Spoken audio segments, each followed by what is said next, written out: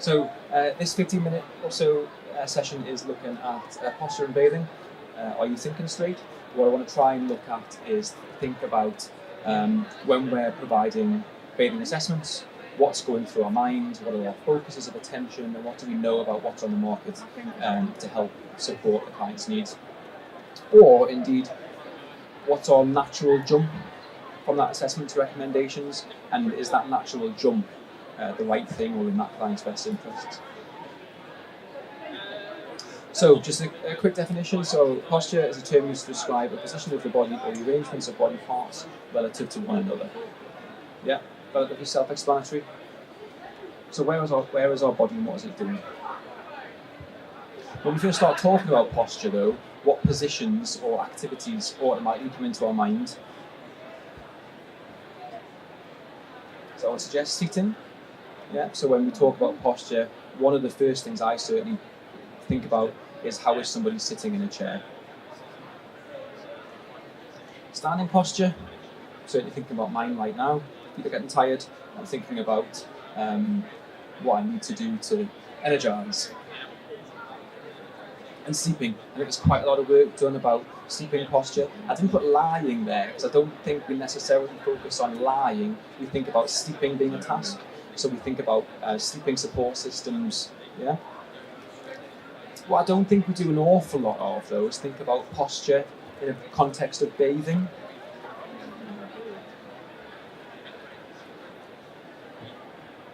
So this forum isn't conducive to group discussion. But the question's there, what do you look at when conducting a bathing assessment? So in my clinical experience, the assessment of bathing can often become more about the transfer rather than the activity and why we bathe in the first place. Certainly with my acute setting head on, it's become, I don't know if it's become or it has been much more about can the person get in and out of the bath safely rather than thinking about what are they going in to bathe for and therefore how can we support that. I don't know if that's your experience or not, but it certainly has been mine. So we then look for bathing solutions that support that transfer, but a transfer isn't occupational. So the occupation side of that is thinking about that client-centred approach of taking a step back, what do they need to be in that bath for? I know that sounds very self-explanatory, but I think it happens quite a lot. So just some really brief activity analysis points there on bathing and posture. So these are the things that we should be looking at when we're considering the occupation of bathing. So there's obviously many more, but I just put them on that slide. So core sitting balance, so both static and dynamic. Proprioception, so where is our body in space? Or does the person know where their body in space is, more importantly? Are there any vestibular deficits? What's the range of movement like? Are there any sensory deficits? Are there any behavioural or compliance issues that we need to be aware of? What's the dexterity like, especially when they're maybe going to be self-controlling a bit of equipment? Assessing gross and fine motor skills and assessing cognition. So not an exhaustive list, but you get the point. So they're the sorts of things that we're starting to think about as part of that occupational bathing assessment, not just the transfer, the occupational bathing assessment. So when you've completed that activity analysis, thinking about the bathing assessment, and you identify deficits in any of those areas, what are your options? Now again, in my experience, that becomes one of the first ones. Yeah.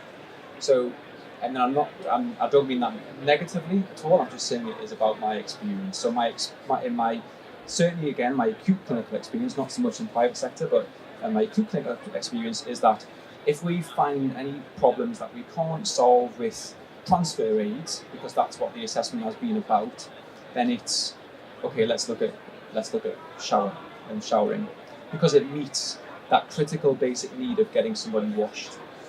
But going back to what I've already said, if bathing was just about getting, well, I don't bathe to wash. I bathe to play with my 2-year-old, and I have done with all of my other children as they've grown up. So bathing has become about daily routine, about play. For my wife, it might be more about relaxation. So once the children are in bed and asleep. But we bathe for different reasons. So a shower wouldn't meet that need, but it would mean I get washed safely, but it would make me miss out on so much else that I bathe for. So the starting point is making sure that we accept and assess bathing as an occupation, which is, so WFOT would define the occupation as the everyday activities that people do as individuals, in families and with communities to occupy time and bring meaning and purpose to life. Occupations include things people need to do, get washed, want to do, not expected to do. So I need to get washed, I want to play with my children, and I'm expected for that to be part of my role. Yeah. But until we get to the point of acknowledging bathing as an occupation, it's not going to go anywhere else. It's always going to be part of that transfer. So as OTs, we should believe that bathing is not just about maintaining personal care, and based on everything else I've already said, accept that there are many reasons why we may bathe. Bathing itself, therefore, should be considered an occupation rather than simply as a mode for cleaning. So our reluctance to consider bathing is more for the more complex client, so the clients I'm talking about where we do a bathing assessment, whether it be transfer or not, there isn't a simple bit of transfer equipment that supports that, so we go to showering. Jumping to that point, it inhibits the engagement to what might be a meaningful occupation for that client. So this morning I did a presentation for Abacus as well about bathing and sleep and the importance of the bathing routine to support healthy and productive sleep. And doing that again tomorrow. But thinking about the importance and the impact of bathing is where we need to go. So with something like the shower, we might be solving that basic need, but we're not solving lots of other problems. So let's reconsider those options. So again, these aren't going to be exclusive. Some of them are here and some of them aren't. But you need to be aware of what's available on the market. So postural supports like the bath seat, which helps somebody get up and down in the bath. The baby bath seat, which helps a child sit upright in the bath, so they're not lying down and sliding backwards. The flamingo, which is ideally used with a Gemini bath that moves up and down. You can see it provides more lateral support, and it's got the pommel there to stop slipping, so you could use it as an amputee as well, say, for example. So you don't need that shower chair that you've just bought off somebody else and redesigned a shower. If the person wants to bathe, there's no reason why they can't. But because it's not standard, we might just not have thought about it. And the flexible postural support, so this one is mouldable. So it moulds to an individual's postural needs and then solidifies, basically. So it's moulded and then remains in that position. It can be modified as well. And just a few more examples of what's available, and there's lots and lots more. So all of those postural supports would support somebody who wants to bathe. But the other important thing to consider is if they're not independently bathing, or they're a child, how does that impact on the person who's bathing them or helping them bathe? So when we're talking about postural support, it's important that we're not just thinking about what goes in the bath, but the bath itself. So these baths, because they rise, you can get them to a height where a carer can manage their own postural needs. Somebody who's being hoisted in and out, if you think, for another case, if you think about lying or sleep, you might go with a height adjustable bed, like a profiling bed. There's no reason why you can't look at exactly the same thing, but within the bath. So somebody can be hoisted in the bath, get the bath to the carer's height, and it can be used to minimise hoisting and sling application. So all those things reduce the strain on the carer and put them in a much better position posturally. So as much as the bulk of this is about posture in the bath, it's really important that we think about the posture of the people who are caring for those people with the needs. I know certainly when I'm not in the bath, but I'm bathing my children, I always leave the bathroom feeling like my back's sore. or I'm making, so I'm either down on my knees, leaning in the bath, or I'm bending down, mopping the floor up of all the water I've left on it. There's always something.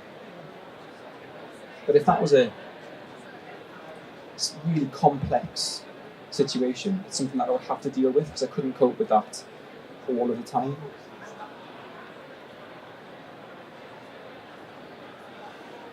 So just a really brief summary.